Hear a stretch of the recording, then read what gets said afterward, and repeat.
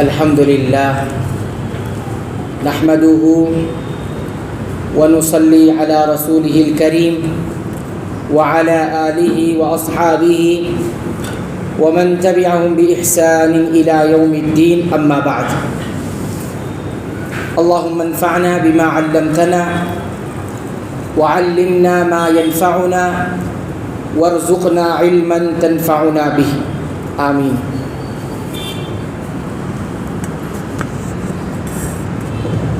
معدان بن ابی طلحہ وہ کہتے ہیں کہ میں نے نبی کریم صلی اللہ علیہ وسلم کے آزاد کردہ غلام ثوبان رضی اللہ تعالیٰ عنہ سے ملاقات کی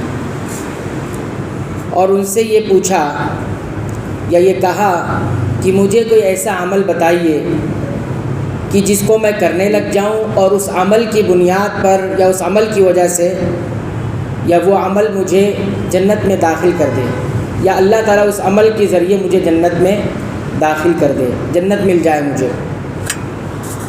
یا وہ کہتے ہیں کہ یا میں نے یہ پوچھا کہ مجھے یہ بتائیے کہ اللہ تعالیٰ کو سب سے پسندیدہ اور پیارا عمل کون سا ہے اللہ تعالیٰ کے نزدیک؟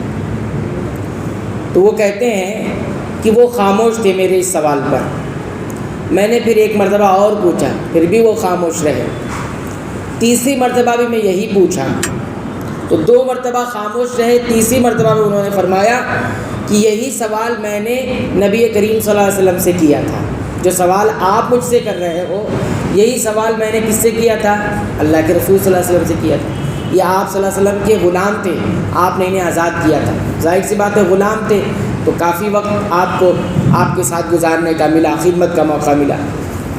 تو کہتے ہیں آپ صلی اللہ علیہ وسلم نے مجھے حکم دیا اور کہا کہ تم یہ پوچھنا چاہتے ہو کہ کون سا عمل تمہیں جنت میں داخل کرے اور کون سا عمل جو اللہ کو بہت محبوب ہے، تو فرمایا علیک بکثرت السجود للہ، تم اللہ تعالیٰ کے لیے کثرت سے سجدے کیا کرو، لازم کر لو، خوب خوب سجدے کیا کرو۔ سجدے کہاں ہوتے ہیں؟ نماز میں ہوتے ہیں، نماز کے علاوہ تو سجدے ہوتے نہیں، نماز میں سجدے ہوتے ہیں۔ معنی اس کا یہ ہے کہ کثرت سے نفل کا اہتمام کیا کرو، نفل نماز اللہ سے قریب ہونے کے لیے پڑھا کرو۔ اور پھر آگے فرمایا کہ اس لیے کہ جو سجدہ ہے نماز کے اندر اس کی عظمت یہ ہے کہ جب بھی تم اللہ کے لیے ایک سجدہ بھی کرو گے تو اس ایک سجدے کے سبب اللہ رب العالمین تمہارے ایک درجات کو بلند کرے گا، ایک درجہ بلند کرے گا، ترقی ملے گی، اور اسی طرح اس ایک سجدے کی بنیاد پر اللہ تعالیٰ تمہاری ایک غلطی کو مٹا دے گا۔ یعنی 2 فائدے حاصل ہو رہے ہیں، ایک فائدہ تو ملے گا اور ایک ہٹے گا۔ ملنے والی چیز کیا ہے؟ درجات بلند ہوں گے، ترقی ملے گی، اور دور ہونے والی چیز کیا ہے؟ خطا ہو گئی ہے تو اللہ تعالیٰ اسے مٹا دے گا، معاف تو کرے گا اور مٹا بھی دے گا۔ یہ اللہ کے نبی صلی اللہ علیہ وسلم نے ان سے کہا، انہیں اپنے غلام حضرت ثوبان سے کہا، اور یہی بات حضرت ثوبان نے کس سے کہی؟ معدان بن ابی طلحہ سے کہی، جنہوں نے ان سے سوال کیا تھا۔ پھر یہ کہتے ہیں کہ میں یہ بات پوچھ کر پھر کہاں چلا گیا؟ ابو دردہ رضی اللہ تعالیٰ کے پاس چلا گیا، اور یہی سوال وہاں بھی رکھ دیا میں نے کہ کوئی ایسا عمل بتائیے جو مجھے جنت میں داخل کر دے یا اللہ کو بہت پسند ہو۔ تو وہ بھی صحابی تھے، وہ بھی صحابی تھے۔ تو کہتے ہیں حضرت ابو دردہ رضی اللہ تعالیٰ نے وہی بات کہی جو بات حضرت ثوبان جو نبی کریم صلی اللہ علیہ وسلم کے آزاد کردہ غلام تھے وہی بات انہوں نے، یعنی کنفرم کر لیا کہ یہ بات بالکل صحیح پکی ہے۔ تو بہرحال ہمیں اس حدیث سے بہت ساری باتیں معلوم ہوتی ہیں، میں یہاں پر 3 باتیں ذکر کروں گا۔ پہلی بات تو یہ معلوم ہوتی ہے کہ ایک مسلمان کو، ایک مومن کو چاہیے کہ وہ چاہے فرض نماز ہو چاہے نفل نماز ہو یہ کثرت سے پڑھا کریں، موقع ملے جب بھی خالی ہوگا۔ اب ہم لوگ کہتے ہیں ہمارے پاس وقت نہیں ہے، وقت ملتا ہے تو ہم لایانی چیزوں میں گزار دیتے ہیں۔ اگر ہمیں کہیں کسی کا انتظار کرنا ہے، کسی کا انتظار آدھا گھنٹہ 1 گھنٹہ کرنا ہے، آپ وضو کیجیے اطمینان سے، 2 رکعت اللہ سے قریب ہونے کے لیے پڑھ لیجیے۔ 10 منٹ میں کتنی رکعت ہو جائے گی؟ 4 رکعت ہو جائے گی، 2 کر۔ اس سے ہوگا کیا؟ بہت ساری خطاؤں سے انسان محفوظ ہو جائے گا، غلطیوں سے محفوظ ہو جائے گا، گناہ سے بچ جائے گا، اور نیکی کی نیکی ہو جائے گی۔ ٹھیک ہے، تو ایسا کرنا چاہیے، اور یہ دھیرے دھیرے عادت بن جاتی ہے۔ دھیرے دھیرے کیا ہوتی ہے، انسان کی عادت میں شامل ہو جاتی ہے، لیکن شروع میں بوجھ لگتا ہے لیکن بعد میں وہ آسان ہو جاتا ہے۔ تو اس حدیث میں ابھارا گیا ہے کہ فرض تو پڑھنا ہی ہے، سنن رواتب جو نماز سے پہلے اور بعد کی جو سنتیں وہ تو پڑھنا ہی، اس کے علاوہ بھی اہتمام کریں۔ ہمارے اسلاف کے بارے میں آتا ہے کہ دن بھر میں کسی کی 25 رکعتیں ہو گئی ہیں، کسی کی 28 رکعتیں ہو گئی دن بھر میں۔ امام احمد بن حنبل رحمہ اللہ تو بہت نمازیں پڑھتے تھے، اتنے لوگ کہتے تھے یہ اتنا کام کیسے کر لیتے ہیں، یعنی مسند احمد بھی لکھنا ہے، حدیث پڑھانا ہے، حدیث سنانا بھی ہے، اس کے علاوہ 250 رکعتیں نماز بھی ہو جاتی ہیں، کثرت سے پڑھا کرتے تھے۔ تو ہمیں بھی چاہیے کہ ہم فرض کے ساتھ ساتھ نفل کا بھی اہتمام کریں، یہ پہلی بات ہوگی۔ دوسری بات سنیے، صحابہ کرام کو اچھی طرح معلوم تھا کہ جنت میں داخلے کے لیے، جنت میں جانے کے لیے اللہ کی رحمت کے بعد عمل بھی ضروری ہے۔ ہاں، اللہ کی رحمت کے بعد کیا ضروری ہے؟ عمل بھی۔ کوئی صرف یہ کہے اللہ کی رحمت ہی سے جائیں گے جنت میں، یہ درست نہیں ہے۔ کیوں؟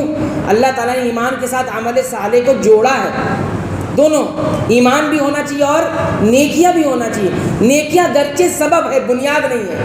بنیاد کیا ہے جنت میں جانے کے لیے؟ اللہ کی رحمت، لیکن سبب کیا ہے، ذریعہ کیا بنے گا؟ اعمال صالحہ، وہ سبب ہے لیکن وہ بدلہ نہیں ہے۔ ہمارے عمل کا بدلہ جنت نہیں ہے، یہ بھی یاد رکھیے، ہمارے عمل کا بدلہ نہیں ہے، ہمارے عمل سبب ہے جنت میں جانے کا، نیکیاں، لیکن بدلہ نہیں ہے۔ تو بہرحال یہ سمجھیے کہ جنت حاصل ہوتی ہے دو باتوں سے، ایک تو اللہ کی رحمت سے، دوسرا نیک اعمال سے۔ تیسری اور آخری بات وہ یہ ہے کہ نماز کے اندر جو سجدے ہوتے ہیں، جو ہم کرتے ہیں سجدے، یہ سجدے انسان کے درجات کو بلند کرتے ہیں اور انسان کی خطاؤں کو، گناہوں کو مٹاتے ہیں، اس لیے اس کی یہ عظمت ہے۔ اب انسان کے درجات کہاں بلند ہوتے ہیں؟ تو دو جگہوں پر بلند ہوتے ہیں۔ نمبر ایک، اللہ تعالیٰ اس سجدے کی وجہ سے انسانوں کی دلوں میں اس کے عظمت کو، احترام کو، عزت کو بڑھا دیتا ہے۔ ایک یہ دنیا میں جو نمازی ہوتا ہے اس کو اچھا سمجھتے ہیں کہ نہیں لوگ، اس کے ساتھ اچھے سے رہتے ہیں کہ نہیں رہتے ہیں؟ وہ تو بہت بدبخت ہوگا جو کسی نمازی کے ساتھ ظلم و ستم کرے، کسی نماز پڑھنے والوں کو ستائے یا اس کو اچھا نہ سمجھے، وہ بدبخت ہوگا۔ لیکن نماز جو ہوتی ہے اور سجدے جو ہوتے ہیں، یہ انسانوں کی دلوں میں اس کے لیے احترام دلاتے ہیں، ایک درجہ وہاں دلوں میں بلند ہوگا۔ اس لیے آپ دیکھیں گے نمازیوں کے زیادہ احترام لوگ کرتے ہیں، نمازیوں کا احترام، اور بولتے ہیں بھائی 5 وقتہ نمازی ہے، آپ اس کے بعد ایسا کیوں کر سکتے ہیں؟ یعنی کاروبار میں بھی آپ دیکھیں یار وہ 5 وقتہ نماز، اور 5 وقتہ نمازی کے احترام اس لیے بھی ہوتا ہے کہ وہ اگر کوئی غلط کام کرے تو لوگ اس کو اس کی نماز کا حوالہ بھی دیتے ہیں، بھائی آپ تو 5 وقتہ نمازی تھے، آپ ایسا کیسے کر رہے ہیں، آپ کیسے جھوٹ بول رہے ہیں، آپ کیسے بے ایمانی کر لی۔ اس کا مطلب یہ ہوتا ہے کہ لوگوں کی دلوں میں سجدوں کرنے کی وجہ سے اللہ رب العالمین کیا ڈالتا ہے؟ احترام اور عزت ڈالتا ہے۔ ایک تو یہ مقام وہاں اللہ تعالیٰ بڑھاتا ہے، دوسرا اپنے پاس بھی اللہ کے یہاں بھی اس کا مقام بڑھتا ہے۔ کوئی نماز کے بغیر اپنا مقام اللہ کے یہاں بڑھانا چاہے تو نہیں ہوگا، کیونکہ اللہ کے نبی صلی اللہ علیہ وسلم فرمایا سجدوں سے اللہ رب العالمین درجات بلند کریں گے، ترقی دیں گے۔ تو اس کا معنی یہ ہوا کہ کوئی نماز نہیں پڑھے اور دیگر نیکی کرتا رہے تو اس کا مقام اللہ کے یہاں وہ نہیں ہوگا جو نماز پڑھنے والے کا ہوتا ہے دیگر نیکیوں کے ساتھ۔ لیکن ایک آدمی نماز پڑھ کے اور دیگر نیکی کر کے اللہ کیا مقام بنا رہا ہے، ایک آدمی نماز چھوڑ کے دوسری نیکیاں کر کے مقام بنا، کس کا مقام زیادہ ہوگا؟ نمازی کا ہوگا۔ کیوں؟ اللہ تعالیٰ، اللہ کے نبی نے فرمایا کہ وہ سجدے کی وجہ سے اللہ مقام بڑھائے۔ یہ دو بات ہوگی، اب اللہ کے یہاں مقام بنے گا، لوگوں کے یہاں مقام بنے گا۔ ایک تیسرا بھی معنی ہے، وہ کیا ہے؟ درجات بلند کرے گا۔ جنت میں تو گیا وہ، لیکن جنت میں درجات ہے، کلاس ہے، لیول ہے، تو وہ سجدوں کی وجہ سے اس کا لیول بڑھتا جائے گا۔ کیا بڑھتا جائے گا؟ اس کا لیول۔ جنت میں تو گیا گا، آپ نماز ہے، لیکن سجدوں کی وجہ سے، زیادہ سجدوں کی وجہ سے اس کا عمل، درجات کیا ہوں گے؟ بلند ہوتے۔ تو یہ 3 جگہ پر سجدوں کی وجہ سے، یعنی نمازوں، سجدے مراد یہ کوئی یہ نہیں سمجھ لے کہ ایسے تنہا آدمی سجدہ کرتا رہے کہ جب بھی موقع ملے سجدے میں گر گیا، نہیں، بلکہ وہ پوری نماز اس سے مراد ہے۔ تو یہ تیسری بات ہو گئی۔ اور دوسرا فائدہ ہم نے بتایا کہ غلطیاں انسان سے ہوتے رہتی ہیں، بلا قصد انسان سے گناہ ہو جاتی، ارادہ نہیں تھا گناہ کا، گناہ ہو گیا۔ کبھی کبھی ہوتا ہے ارادہ نہیں تھا گناہ کا اور گناہ ہو جاتے ہیں نا، تو وہ گناہ کو اللہ رب العالمین کیا کرتا ہے؟ ان سجدوں کی وجہ سے یا سبب سے اس کو مٹا دیتا ہے۔ تو یہ بنیادی طور پر 3 باتیں ہوئی۔ اللہ تعالیٰ سے دعا ہے رب العالمین تو ہمیں صلاۃ کی اور سجدوں کی عظمت کو سمجھ کر اس کو کثرت سے کرنے کی توفیق عطا فرما۔ اے اللہ تو ہمیں بخش دے، ہمارے والدین کو بخش دے، تمام مسلمانوں کو، مومنوں کو، اہل توحید کو بخش دے۔ اے اللہ جہاں بھی مسلمانوں پر ظلم ہو رہا ہے رب العالمین مسلمانوں کو ظلم سے نجات دے دے، اور ظالموں کو رب العالمین تباہ کر دے، ہلاک کر دے، برباد کر دے، اور رب العالمین ان کو نیست و نابود کر دے۔ آمین۔